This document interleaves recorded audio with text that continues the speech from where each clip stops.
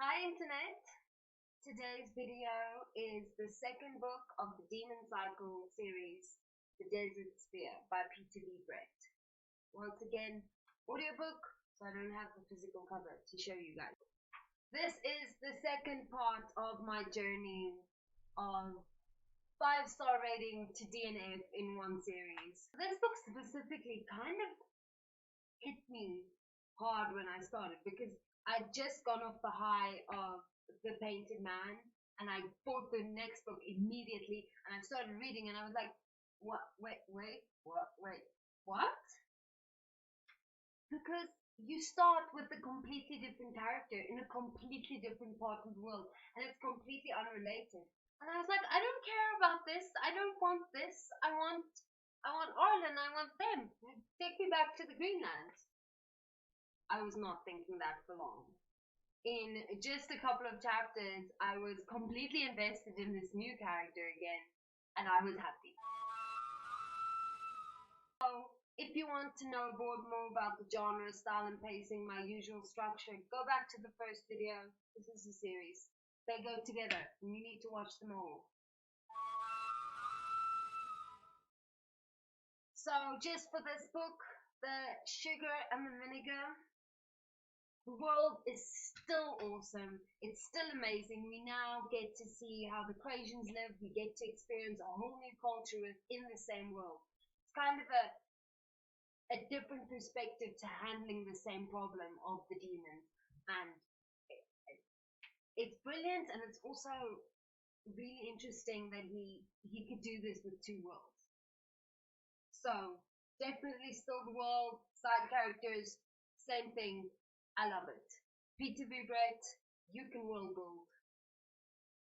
The vinegar of this, also a trigger warning because I will be discussing it throughout the rest of the video. Rape occurs in this book to a couple of our main characters and it's not handled well. Would I recommend? Well, if you're here asking me this question, it means you probably have read the first book, and if you love that, you're gonna love the second book. If you thought the first book needed some more action, more sex, you're gonna like this book. If you didn't love the first book, it's very similar. I wouldn't say it's more of the same, but I think the elements that you would have loved from the first book continue. So if you didn't love the first book, I'd say no.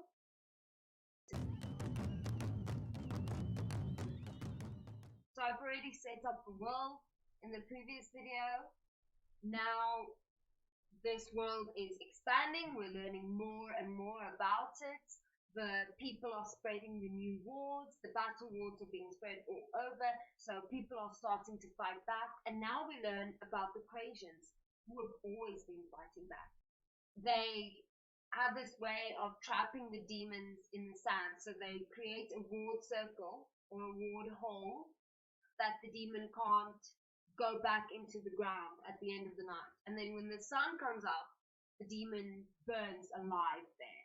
So they are actually fighting back. They're actually killing demons. The loss of human life in this process probably doesn't make this endeavor worthwhile. It's very nice to see how they built this militaristic world, this militaristic culture around the war with the demons, who they call Alagai. And it's nice because they are at war. Every single night they're losing men to fighting these demons, and they don't stop fighting because they don't want to live with death on their doorstep. They want there to be an end to this war. And it's a very different attitude than the Greenlanders, who kind of just cower and hide. But it's an equally valid response to the threat of the demons. And I really love that we get to experience a bit of a different culture with the same problem. With this culture, though, it's a bit stereotypical of what an outsider might think Muslim culture is like or Arabic culture is like. It's the words are very clearly supposed to be foreign, and it's always strange when a writer writes a foreign world and then they use foreign words, but the European words never use what would be foreign to us, Old English words.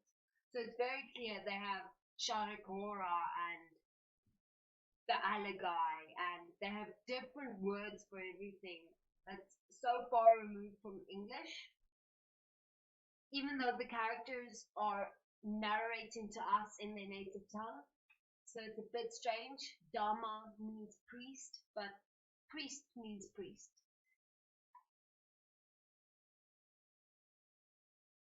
I don't know if I'm explaining it well enough, but it's like the language barrier shouldn't be there if they're explaining it to us in their own language. So it's a bit strange, uh, but it's always a way for writers to kind of show that they are clearly the other. And this is othering that culture as well. This is othering the characters from that culture as well. And it forces you to compare the Greenland with the other, with the Caucasians, instead of having them be on equal footing. Did it bother me while I read? No. Can I, in retrospect, say that this might not have been the best way to handle this? Sure, but I'm not reading as a philosopher. I'm not reading as social critique on how the Caucasians are handled. I'm just reading for a good story, and do the Caucasians have a good story? The plot follows Jadir's rise to power. Jadir is a young boy who gets taken into the camp. So they have these camps where they bring all the young men and they need to be trained to fight the Alagai or the demons. And he gets brought there and it's hard.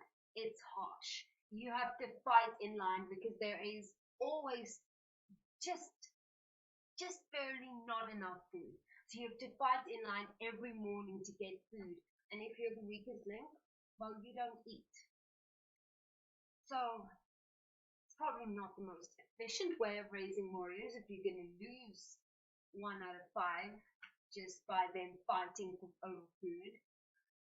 But this is the world, and it's harsh. And we have a lot more action, a lot more fighting between the boys, and it feels real, and you actually care because Jadir could die at any time. One of these old men get pissed off. One of the guys who's training him gets pissed off, and Jadir is dead, and we know this. So it's a lot more tension filled. It's probably the backstory and getting to know a character that I love the most. And through Jadir, you also get to know the rest of the culture and the rest of the world because it's his story of how he grew up. And of course, Jadir is later the guy who takes the spear from Arlen. So we get his perspective of that journey as well. And then later we go back to the Greenlands and we see how they are spreading rewards and how they're starting to fight back and how much their culture is already developing and changing based on this new technology. And the way it spreads quickly throughout the cities and slowly throughout the hamlets, and the way Arlen goes to people individually and urges them to fight. It's really good and it's really well done and it really makes sense. The progression makes sense. Arlen doesn't feel overpowered. It's nice, and I really enjoyed the plot of this book. This book's strength is definitely in the plot and the way the world develops through that plot. Jadir is brutish, aggressive, but he has this boyish innocence to him, and he's very protective. He finds this little fat boy, Aman, and he befriends him and he protects him and he fights for him. And Aman becomes Jadir's best friend. He is smart, cowardly, very economically minded. Everything he does to make a profit.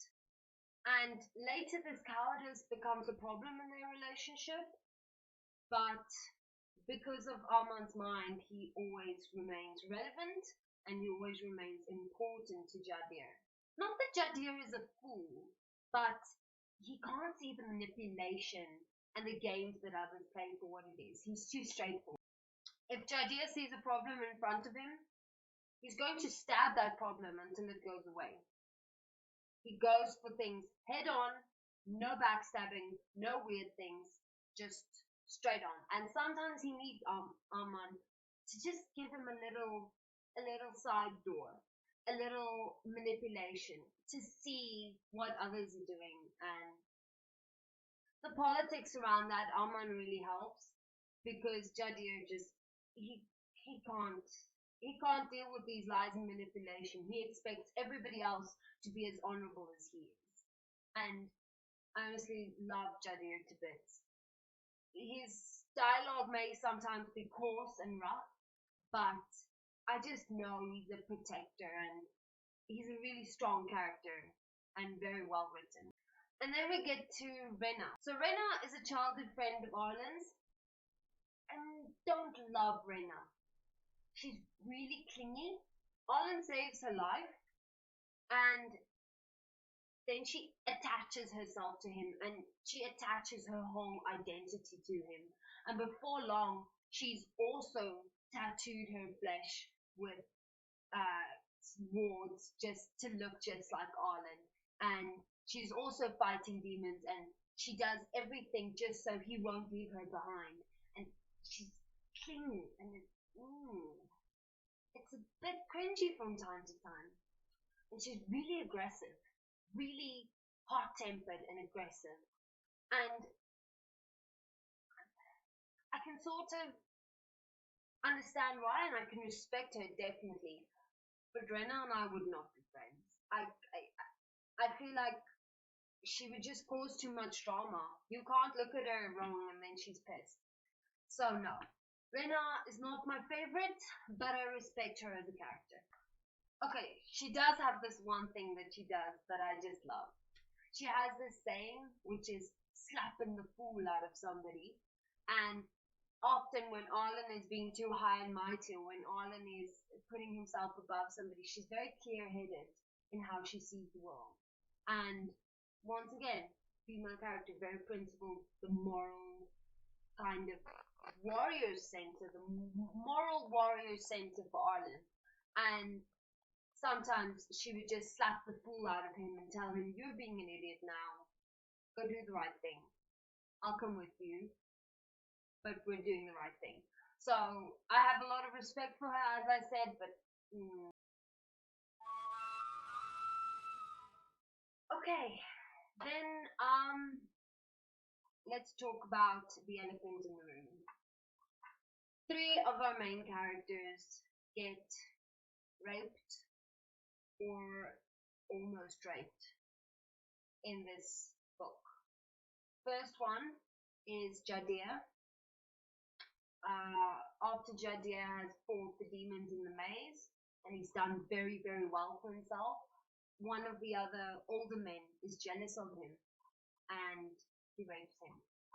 And Jadir is left in tears in the arena where they fight the demons.